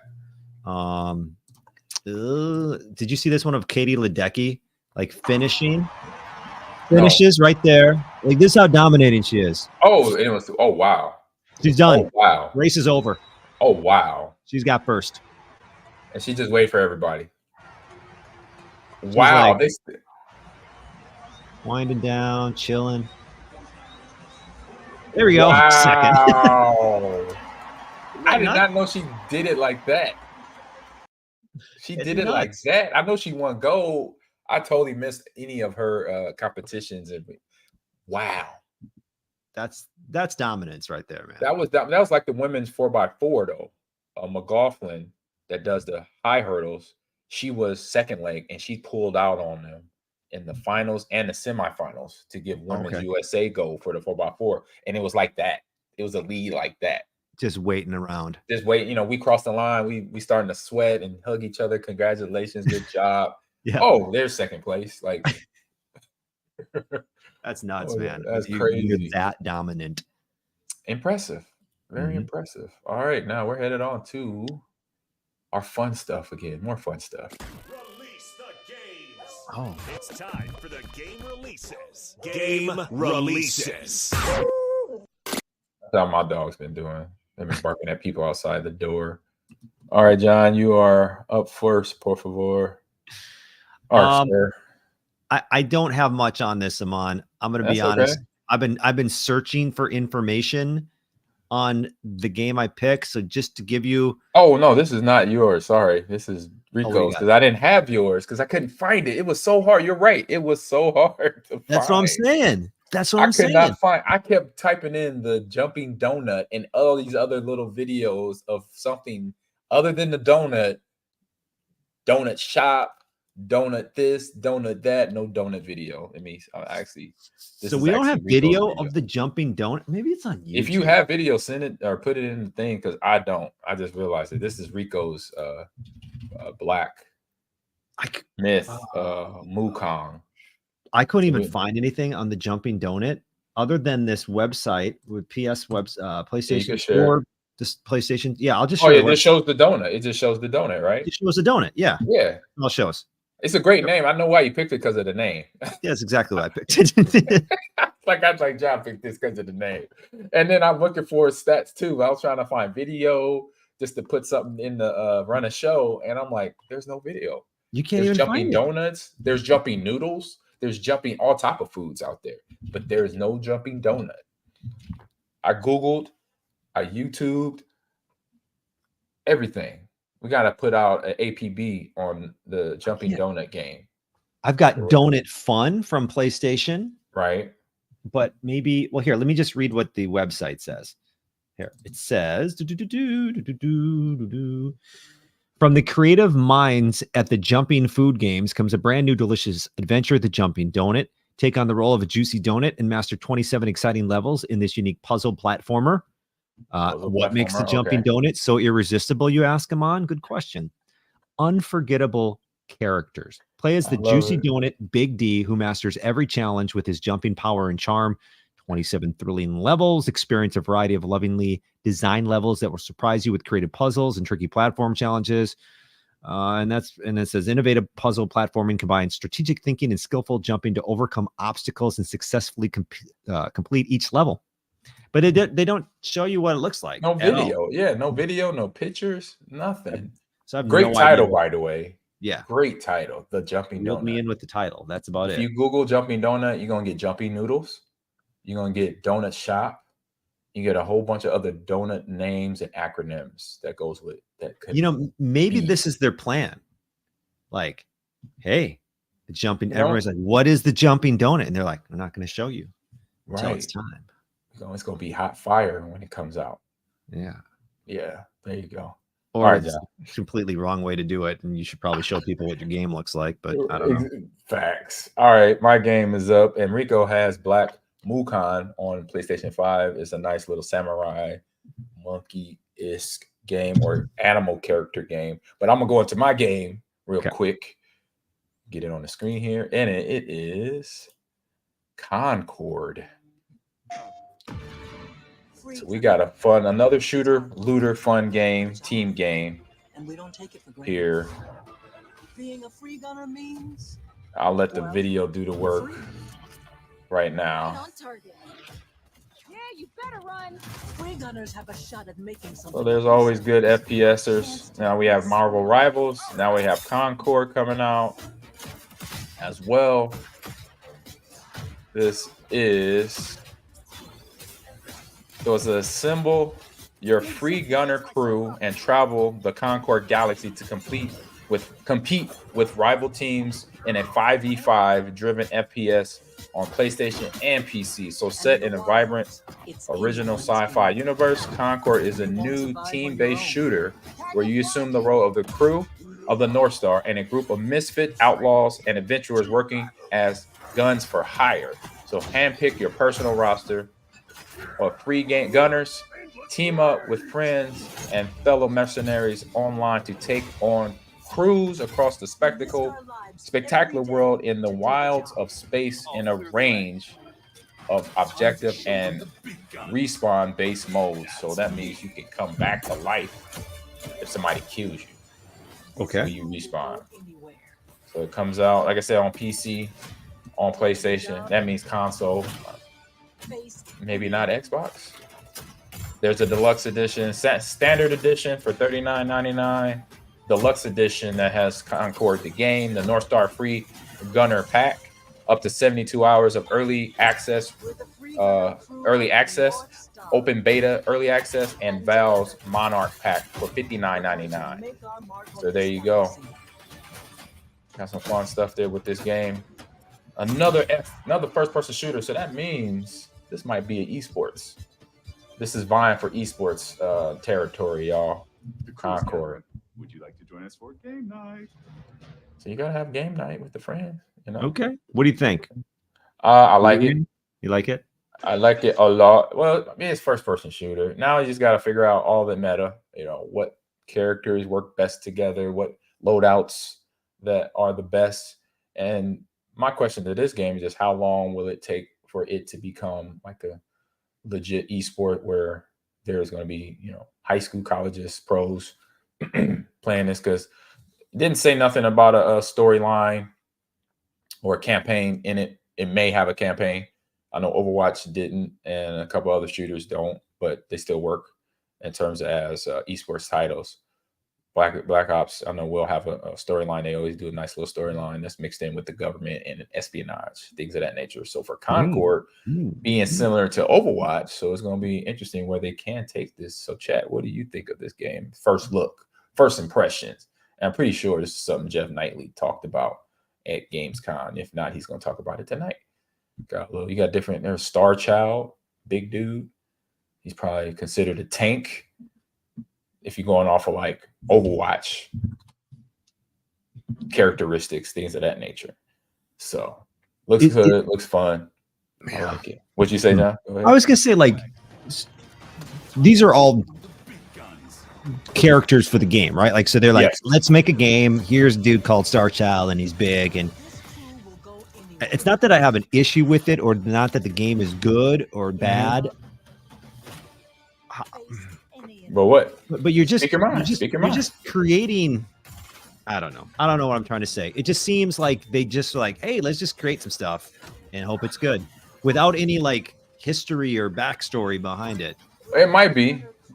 Let's see here. Like, let's get some random looking guys, and we'll call them Star Child. Unless I'm totally, if I'm ignorant as to the history of Star Child, but I don't know. So there's something about that. So you want more background story, right? That's what I'm hearing. Yeah, that doesn't mean that the game's not good. The game could be amazing, and maybe Star Child in 5 years is like the coolest thing ever. But to me, it just seems like you're just creating.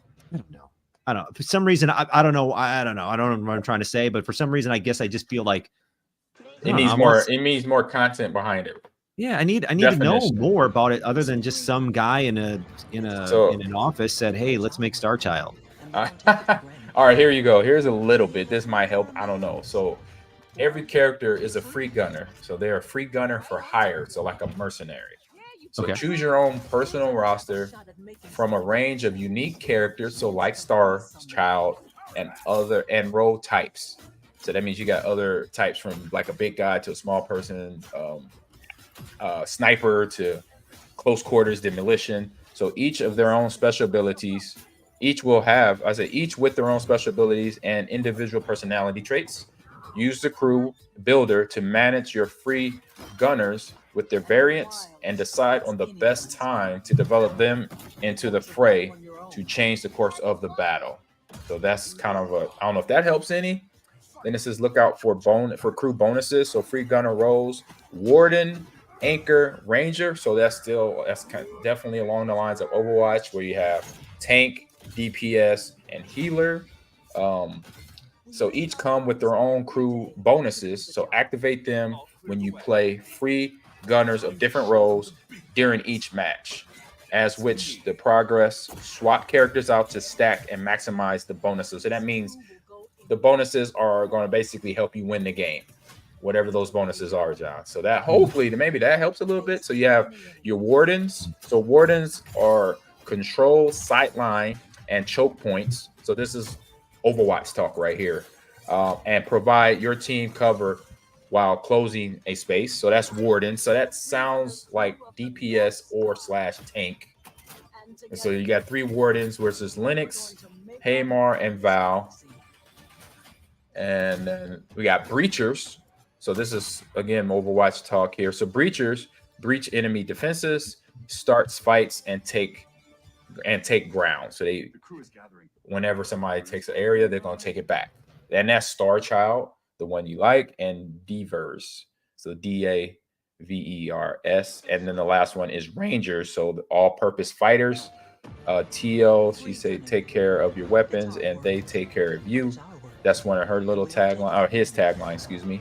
So Rangers, all-purpose fighter, that means sniper, that means machine gun, short, long range, semi-automatic and fully automatic machine gun. And then your anchor, with anchors looks like a tank, usually a big person there. So I'm looking at it now, it says hold the space and command attention. So actually I'll share my screen with it there you go right there. So those are anchors. Those are the Rangers. And these are the breachers. So there you go. Star Child. So hopefully that maybe help define a little bit. Yeah, that's fine. I guess who they are and why they're. And then here's the here a couple more. A couple more areas. Haunts. So consistently move to keep enemies unfocused and embarrassed. So that would be DPS in Overwatch. Damage per second there. So Bass, and Roka. Then technicians. Establish strategic positions on the battlefield most effective when planning ahead. And that's it. So you have technicians, you have haunts like ghosts that just pop up and mess everything up, like gremlins, anchors, rangers. Anchors are like tanks from Overwatch, and rangers are the snipers, the LMG, the SMG type players or characters you want to use in the game. And then breachers are the ones that starts the fight. They get things going. So I hope that helped out, John. Okay. Yeah. There you go. Concord. There you go, chat. What you think of this game here? I look at it, to me, like I said, it's a fun game, but to John, needed a little bit more definition on what we're doing. Yes, thank you. Why are we there doing you go. This? Why are we doing what we're doing? That's more in line with what I'm trying to say. I'm with you. Why I'm with you, bro. I'm with you. All right, well. So that is Concord. They've been hyping this up for, I think, all summer long. So now it's coming out real soon. What was it? It's this week. Could be great. I have no idea. I haven't played it. All right, we're about to wrap up our show here. So if you just joined in, this is Ahman Green's Gamer Lounge, where we talk about everything dealing with in the video game space, esports, and then the culture around it as well. So gaming tips, gaming highlights, which I do have a tip at the end of today's show, like I've been doing. I'm gonna start keeping this thing going. Gamer tips for you gamers out there. And so you can tune in, stay on for that, because now we're about to go into our last segment of the show, which is probably one of our funnest. It's What's on Stream. Row, row, row your boat gently up the... sorry. Excuse me. It's time for What's on Stream. All right. And so, John. I'm on. Come on, man. I'm on. I have not lived up. I'd like to apologize. Hey, it's all good. No, I like to give you a hard time. No, you good. If I want to like bring somebody else into it, Rico. What about Rico? Rico didn't. Both of y'all. Rico too. It's not just me. Just me deflecting blame from myself. Yeah. So, but man, you missing some good stuff. Man. I know, but you love this series. I don't want to hear it. I don't want to hear it because I honestly, I'm gonna watch it tonight. Oh, you know, no spoilers, huh? I don't want to know. I don't want to know what I'm gonna.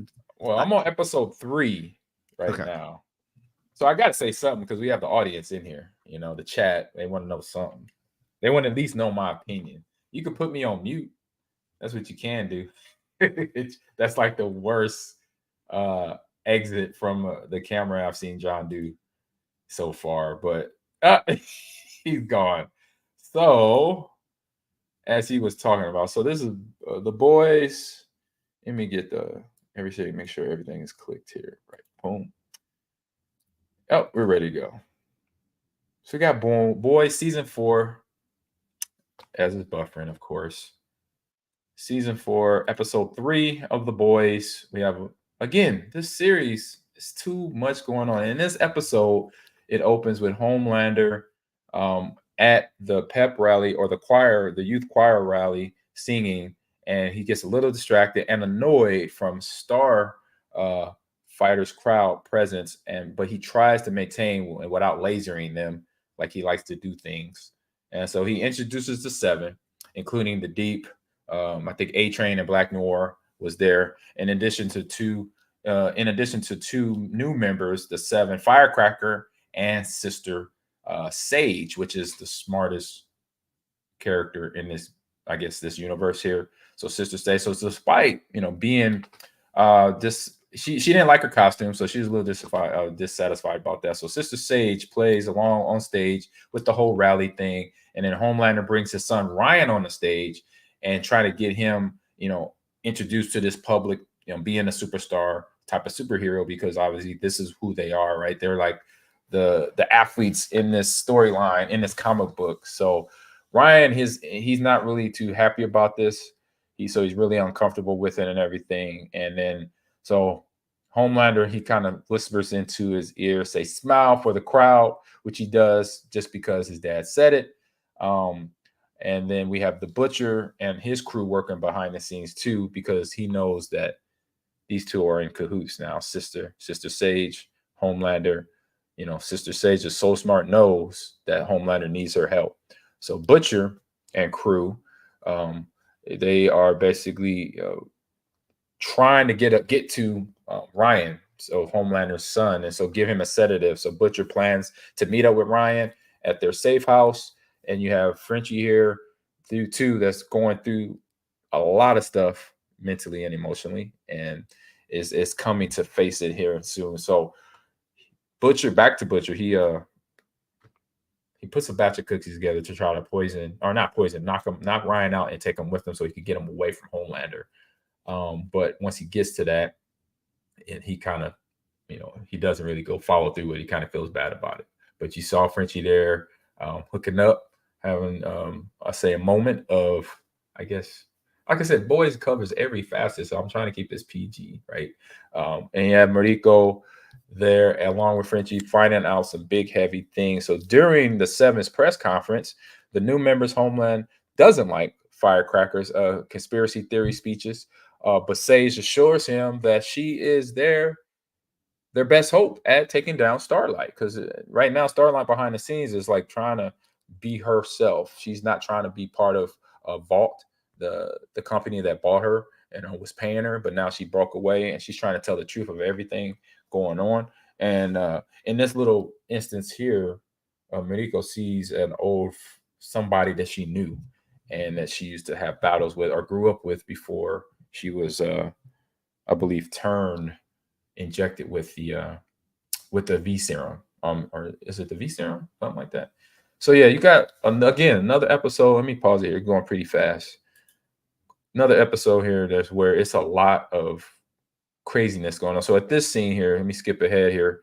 So you saw Mother's Milk talking with Huey and Ann and trying to figure out what they want to do in terms of what they have to do to try to get Ryan here. So here is President-elect Singer talking with the head popper, as they call it, Victoria Newman, and she crashes the meeting and agrees to Singer's policy banning all soups from government military service, calling them the entertainers instead of being within the politics. So she fakes a smile to hide that she really doesn't want this going on here. And so the boys, so that's when you saw the scene back with Kimiko and Frenchie. This was supposed to be paused. I didn't pause it. So is it paused? There we go. So where was I at? Mariko. She proposes to track down and killing local cells of Shining Light trafficking group. So because that was the group Frenchie opposed by, he eventually gives in and agrees to support her and was going to go along with the Kimiko. So she has some back. She has some cover, even though she can repair herself if she does get attacked. But I would say my man Homelander is not right. So back at the part where you just saw Ryan playing video games he receives an online challenge from a stranger whom later reveals to himself as is his dad, or I say stepdad or dad, the Butcher. He steps into the fray through the video game, and Butcher asks him to stop by his house so they can talk. But Ryan warns Butcher he's told to stay away. So make sure you don't come around, man, because Homelander will split you in half. And so then Homelander watches the rally footage of Starlight while Firecracker tries to speak to him. He is so, I say, tuned into the television that he doesn't even hear anything Firecracker says. So eventually he asks her to repeat herself, and then Firecracker tells Homelander if he ever needs anything, she is there for him. So Black Noir, he expresses some personal concerns to Ashley, seeking more direction in his role because he's trying to figure out what, are they hitmen or are superheroes or what am I supposed to do type thing. So everyone knows Black Noir to be quiet, but he's talking, which is weird. And so Homelander dismisses Ashley from the 7 meeting, explaining that Sister Sage has taken over her duties involved and asks Ashley if she can be if she is being fired, and she gets assured that she will be a figure point of Vault and Ashley considered, but the Deep is demoted. So that's where he looked all sad. And so he is in charge of the crime. He was in charge of the crime line while HN receives a text message from his brother, Nathan, wanting to meet. So it's a lot of stuff moving. Again, a lot of moving parts about this episode and about the boys. Every episode, it's a lot of stuff going on here. So the Deep returns home to then kind of make up, it's a crazy scene there. I won't even describe it, but this is here the Butcher with Ryan, where he decided not to give him the cookies instead of bringing him back to where Mother's Milk we could basically keep him captive. So he just said, I put too much sugar in the cookies. So he kind of bowed out of that. It was his mom's old recipe that he made, but didn't go through with it.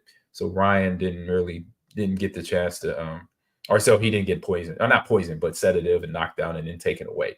And then we got A-Train here, trying to talk it over Mother's Milk in terms of understanding where he places himself at with Homelander and what he's doing. And so you got Sister Sage right here in terms of all this going on, because Homelander is, I say, in my opinion, a loose cannon.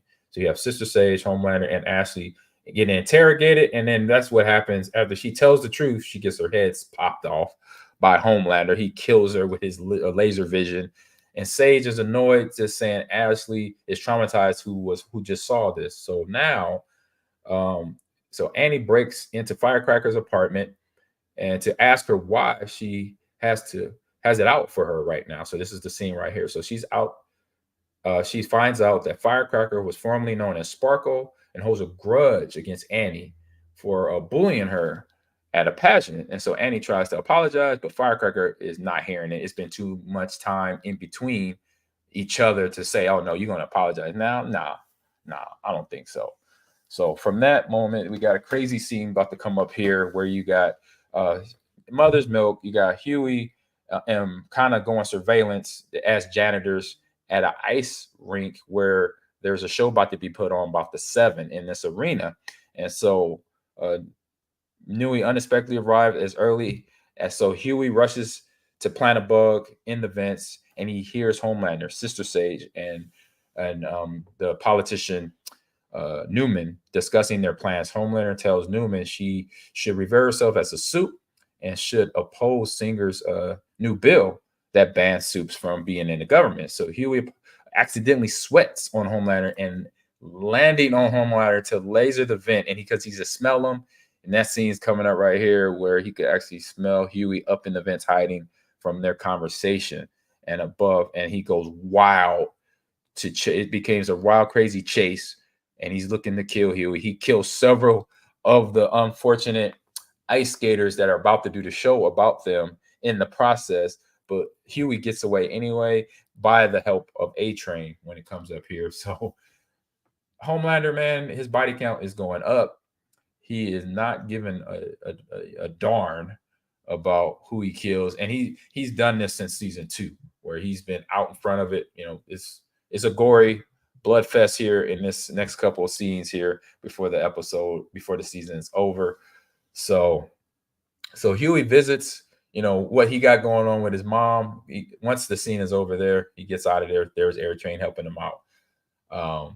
But now Huey gets a chance to kind of get away from that craziness to his own personal craziness, where he visits his mom at the hospital, and he asked why she left when she was young, because obviously he's still traumatized from his mother leaving him and his dad just by themselves. And so she explains her struggle with postpartum depression.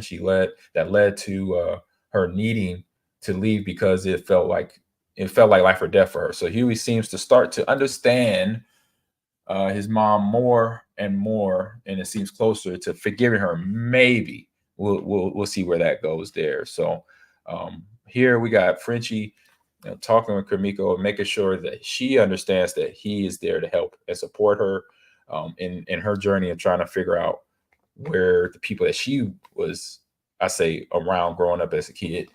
And so this is a scene where I was talking about with Huey and her mother trying to, maybe he gonna forgive her, maybe understand her struggle back when he was a kid, why she left and all that fun stuff. So man, it's like I mentioned, a lot of good stuff going on. Crazy. I mean, The Boys is The Boys. If you haven't watched it already, season 1 to now, it's completely and utterly hilarious and a little bit off the chain there. So we got Aaron, man, says, I only watched season 1. Sounds like I need to get caught up. Hey, Aaron, yes, you do. It's big fun. So we got a lot of moving parts here. So the Deep finds Sister Sage right here on this scene here on the couch, eating Outback blooming onion, just to put it out there, and watching a reality show, and somehow seduces him to where they get all hot and bothered and hook up. Actually, that little tool right there takes a part of her brain out to help her kind of deal with the fact that she's like the smartest person in the world because her brain is always regenerating. Some crazy scene that you got to watch there again. So then now back at home, Homelander and Ryan, they're talking. He asked him where he went. So Homelander asked Ryan where he went. Ryan lied, but Homelander definitely knew. He called him out and claiming that he smells like butcher, all over the place. So they argue, and Homelander is pent up rage finally comes to the top front of it. He's smashing his window and scaring Ryan away. So Homelander suffers a panic attack, which quickly turns into mental breakdown. Where if you've seen the scene, the fractures in every little frame are talking back to Homelander. So, like I said, Homelander is the loose cannon for this season, and eventually, I'm predicting that by the end of we got season 5 coming up too. By the way, just so y'all know that. So it's been greenlighted. So we got this season, and then another 8 or 9 episodes where Homelander eventually is going to just either somebody's going to do him in, or he's going to do the whole planet in, because I've watched some other episodes moving forward, and it doesn't look good of what he can do. It's scary. So that is my recap for episode 3, season. What season is this? Season 3? Yeah, season 4, episode 3. Scarlet had the number switch. Season 4, episode 3, and this episode was "We'll Keep the Red Flag Flying." So we got episode 4 recap next week. So thank you for joining in on that. And if you haven't watched, like Aaron said, if you haven't watched The Boys, please get caught up. It's 4 seasons of it. It will be number 5 coming up here probably next year. And you know what? We're at the end of our episode of Ahman Green's Gamers Lounge. I want to say thank you for joining in, and shout out to Sly as one of our sponsors, and also CTRL, the meal replacement company. Big shout out to Sly. Give a little read here. So play is an essential part of life, whether you're digital or outdoors. Exploring your world is fun. Keep the good times rolling. Support your play with Sly Boost, Sly Chill, and Sly Dream. All right, everybody. So John had to go because he ain't watched the show. He got homework to do. I think Rico just texted me too. He probably says, what did Rico say? He just texted me. He said, sorry for the absence. Things are getting spicy here at the station. Ooh, things are getting spicy somewhere. Ooh. So that means they had a good excuse. So I'm going to let them go on that. So, hey, yeah, if you haven't watched any of the boys, please do. And then we'll be back here, same bad channel, same bad time next Wednesday at 2 p.m. Central Standard Time. We may have a guest. We don't know. Just be your boy here, coming to entertain and talk more video games and what's going on in the space. Again, GameInformer, shout out to them, all the employees that used to produce that magazine. 33 years strong, is now done producing digital and paperback as well. So shout out to any, I know I probably crossed paths with a few of you being to the cons that I've been to. So that's just I'll say a big little sad little tear comes out, when you hear that, because what the gaming industry is trying to do now, trying to grow and be up and running. It's kind of is, but places like that that's been around since the beginning, and now it's gone. It's going to be interesting to not know some, the articles I used to read in there was very useful, very insightful, and knowing that the magazine's gone now is crazy. So that is wild. And I know another place like G4 Network, it tried last year this time and it didn't work, and went back down again. So hopefully, hopefully we keep everything rolling. This is our job in that space, in the esports space. It's still a growing industry. It is doing big things. We just wrapping up the Esports World Cup that eventually in another 4 years out in LA, the Olympics will have esports on some level. I'm doing some research on that too, seeing the video games. There are some video games and are some VR games that are kind of all the chats, which is differences in what they're choosing. So it's going to be interesting to find out what happens in 2028 in Los Angeles, and what games will be representing esports. And even if it will be out in LA, it might be back in Riyadh for the Esports World Cup again. So again, like I said, we'll be back here, same bad channel, same bad time. Come check us out on the Ahman Green's Gamers Lounge. Thank you for joining us. You can find me on Instagram, X, TikTok, Ahman Green's Gamers Lounge, all there at the bottom of the screen here, all the ticker right there. Check it out. And on Millions as well. Oh, we're streaming right now on YouTube, it's on Twitch, on Instagram, on Millions, LinkedIn, and Facebook. 6 platforms, all over the place. All right, like, subscribe. Don't forget, share, retweet, all that fun stuff that you're supposed to do if you're watching this show, and we'll have more conversations. Oh, almost forgot. Gamer tip of the week is the importance of being a good citizen, a good gamer citizen. So how I teach it in my class is if you're a gamer and you're a person that's going to be obviously playing video games, you have a following, you have a Discord full of people that are supporting you on some level, or just hanging out with you gaming. What are you saying with your posts, with your content on your stream? Are you empathetic? Are you responsible? Are you accountable? Are you just, are you somebody that's actually streaming to show people, obviously, one, who you are, but also one, that you are a good person? That means being a good digital citizen or good gamer citizen is where, when you're talking to people, you understand who they are, their background, you're showing them respect, regardless if you know them or don't know them. So that when you are getting the opportunity to talk to them, like in this platform, or if you're playing in a game with them, that you're showing them every bit of respect that you want somebody to show to you. Because in the space that we're in, we know that people get way off into right field, disrespecting one another, talking about them in any way, shape, or form. And sometimes, we don't say nothing about it. So be that person to say, hey, no, that's not how we talk to one another in this chat or this Discord. To every Discord that I've been in, it always gives a disclaimer of, this is how we're going to talk to one another. This is how we're going to, talk, be around each other. And if you don't abide by these rules, you'll eventually be escorted out of the Discord. You get banned from it. So for my gamer tip of the week is making sure you understand how important it is being a good gamer citizen, and as well as how we are influenced by the content we consume, that and the role models that we sometimes follow. So people that you follow on YouTube, on LinkedIn, on Twitch, and now Kick, who are you following and who's your friends? And sometimes that was the old thing when I was a kid, was it wasn't so digital where we had friends online and we never met them in person. But back in my day, all my friends were in person. And I remember my mom and dad always talk about how you could kind of judge a person by their friends around them in terms of who they are and what they are, if they're good people or not good people, or smart or whatever. And I always had a good bunch of friends around me.